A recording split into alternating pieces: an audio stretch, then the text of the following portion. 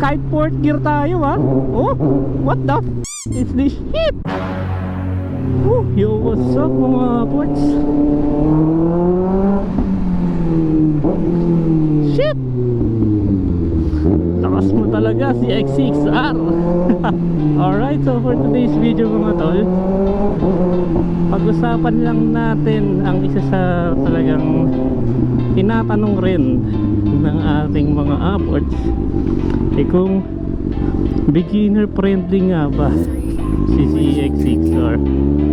Eto nga, since parapol bike natin siya, mataas yung chance na ang pwedeng manalo nito is beginner, diba? Pinaka masasabi ko lang talaga dito mga tol is depende siguro. Ayan, depende. Pwede siyang oo, pwedeng hindi. Alam niyo yun? Masasabi kong beginner friendly siya kung meron kayong at least experience sa manual na motor, or marunong kayo ng mga decambio na motor. Kasi kung marunong kayo nun, panigurado madaling kayang-kaya nyo gamitin itong 6R. Nakasalalay na lang sa inyong throttle control. Yan. Kasi si X6R mga tol, meron siyang 127 horsepower at meron siyang torque na 71. So imagine, yung torque niya na 71, halos horsepower na ng ZX4R yun eh. Grabe no, torque pa lang yun, ganun nakalakas. Kaya nga bawat piga ko talaga dito, no, parang gusto lumipad na itong 6R eh. Lahat naman ng yun, nakadepende na lang yun sa pagpiga ni user, diba? Kung ikaw, marunong ka naman mag throttle control, kayang-kaya mo talaga gamitin tong ZX6R. Kailangan mo na nga lang talaga ng iba yung pag-iingat. Kasi hindi mo talaga basta-basta pwede pigain ng ano to. Diba? Gusto nyo mag-wheelie kahit fourth gear tayo ha. What the is this shit? Grabe talaga to 6R na to. Hindi na talaga biro yung power niya mga tol. Kaya yung iba talaga siya sabi, hindi siya beginner friendly. Hindi siya pang beginner kasi napakalakas talaga ng motor na to. Maling hawak mo lang dito pwede mong kamatay, sabihin na natin, diba? O ika-disgrasya kasi hindi talaga biro power niya. Kaya kung ikaw beginner or first time mo magbi-big bike tapos ito yung gamit mo, I can say throttle control is the key talaga. Hindi naman yung motor yung magko-control sa iyo ikaw ang magko-control sa motor. So yun, kaya I can say pwede siya as long as marunong ka mag-manual, kasi di mo na kailangan mag-adjust dito sa mga clutch yung mga basic. Kailangan mo na lang i-adjust sarili mo yung throttle control. Next, masasabi kong pwede siyang beginner friendly kung nasa inyo yung tamang height at tamang lakas ng katawan. Ayan. Oh my god, sarap ipirat. Nawala na ako sa topic. Grabe, saglit lang Kita yun, umabot agad ng 120. What the ay, grabe kasi XR. Ayun nga, usaping height at lakas ng katawan mo is sabi ko yun dahil nga si X6R mga tol medyo mataas yung seat height niya. Hindi katulad ng ibang sports bike katulad ni ZX25R, ZX4R na Pinoy height friendly. Itong 6R I can say comfortable ka na dito kung nasa 5'9", 5'8", no?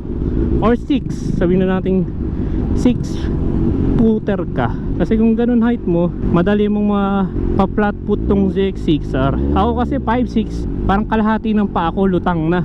Pag ganun, kung beginner ka tapos matangkad ka naman, flat foot mo yung motor, isang factor na yun na mas madali mong mga gamit itong ZX6R kasi dagdag confidence yun sa'yo na hindi mo basta-basta matutumbay yung motor kasi nga abot mo hindi ka na mahirapan. Tapos yun, sabi ko namang lakas ng katawan kung eto, yan, more on upper body core talaga. Ibig sabihin, kaya mo yung body positioning nitong CXR. Kasi nga, ayan, sabi ko sa inyo, sub-sub kung sub-sub talaga siya mga tol. Tsaka masakit siya sa kamay in the long run. Kaya kung ikaw beginner, tapos alam mo sarili mong mahina ka, I mean sa wala ka sa lakas, mahirapan ka, no? Kasi nga medyo mabigat na rin tong CX-6R. Kasi isa rin talaga sa tinitingnan ng paggamit ng motor is kung kaya mo rin yung bigat ng motor. Eh itong CX-6R nasa 197 kilos. So sa papel talaga mabigat siya. Lalo na pag nakastop, mamaniobra mo siya, mabigat talaga. Pero kung yun nga, sabi ko, matangkad ka tapos andun yung upper core strength mo, eh madaling-madali mo itong magamit talaga. Yan, yung sabi ko, beginner friendly siya kung ganun, characteristics ko.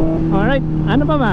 Isa pa naman sabi kong beginner friendly siya is dahil meron siyang beginner friendly technology. Ayan, dahil nga ZX lineup siya, meron na siya ng mga power modes, traction control, meron din siyang dual channel ABS. Yung power mode siya mga tol, meron siyang low at full. Yung low niya, pwede mo yung gamitin kung beginner ka para i-restrict mo yung total power ni ZX6R to 70% or 60% ba, hindi ko sure. Pero yun, dahil nga beginner ka, hindi ka pa sanay sa ganito kalakas sa power ni ZX6R, pwede mo siya i-set to low para hindi ka mabibigla sa power, para mas madali mo siyang makokontrol, diba? Kumbaga para kang sasakay sa bull, lalagyan mo siya ng tali para hindi siya fully magwawala. Tapos meron din nga siyang traction control, ABS. Eh yan na yung pinaka magandang tech ngayon na I can say talagang beginner friendly siya. Nakakatulong siya iwas sa mga biglaang shits na pwede mangyari sa'yo. Right, so yun, yan yung mga reason kung bakit siya pwede maging beginner friendly. So doon naman tayo sa hindi. Una, yun nga, yung power niya, grabe talaga, napakalakas itong mga tol. Ano na siya, almost, sabi natin malapit na rin siya maging litro. Parang gano'n na rin yung power niya. Actually, parang liter bike na rin yung power niya compared sa ibang mga 1,000 na naked or mga touring bikes. Kasi 127 horsepower mga tol, talagang napakalakas nun. Top speed nito, maabot siya ng 260, 270. Grabe yun. Ito kahit anong gear mo dito, may hatak siya eh. Kasi ganun na lang din kalakas yung torque niya. Kaya yun, isa talaga napakalakas niya. Kaya hindi siya pang beginner na walang riding skills or first time sa big bike. So yun pa nga, yung isa kong rason is kung talagang wala kang experience sa big bike, eh mahirapan ka talaga or hindi ka marunong mag manual. Masasabi ko magiging prone ka sa tumba dito eh. Kaya kung gano'n na lang, palagi mo na lang agad ng slider motor mo. Ma-advise ko lang kung talagang no experience ka sa ganitong motor, sa big bike, mag-practice ka muna sa ibang motor, no? Kung ayaw mong kung hindi ka confident na ma-damage to, kasi panigurado pa matumba ka eh. Tapos kung yung height mo wala ka pang patpatin ka, kaya suggest ko muna mag-gym, palakas. Yung upper core strength talaga daw yung pinakailangan pag mga ganitong motor. Para at least, diba, dagdag confidence na yun para magamit mo yung motor na to. So yun mga tol, yun yung aking verdict talaga kay CX-6R. Beginner friendly siya na oo at hindi at the same time. Ay, grabe kasi itong motor na to. Walang iya kung walang iya. So yun lang mga tol. So ikaw kung nangarap ka magkaroon ng big bike, eto mismo ZX-6R, parapol natin siya, diba? So pwede kayo tumaya dito sa Viber, WhatsApp. Ayun yung number, 600 per shot, 1,000 2 shots promo. Kung wala naman, pwede kayo dumiretso sa ating FB page, chat nyo lang yan. Alright, so free slot, pamimigay pa tayo yan.